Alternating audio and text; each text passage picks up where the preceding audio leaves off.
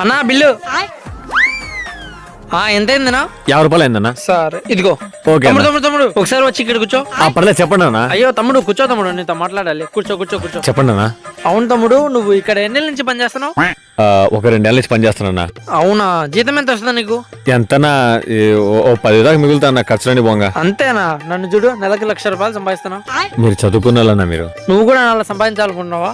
అవునన్నా, ఎంత ఖర్చైనా పర్లేదన్నా. ఈ 10 బతుకు చేసుకోలేకుండా ప్లీజ్ అన్న, కూడా చేసుకోవాలి ప్లీజ్ అన్న. బాగా ఎక్సైట్మెంట్ ఫీల్ పెద్ద ఖర్చేం పెట్టిన అవసరం లే. మా కంపెనీలో కానీ 3 కానీ జాయిన్ చేయించినావు అనుకో. నా కొడక, మీలాంటి నెట్వర్క్ మార్కెటింగ్ చేసేవాళ్ళు నా జీవితం సంకనాకపోయింది.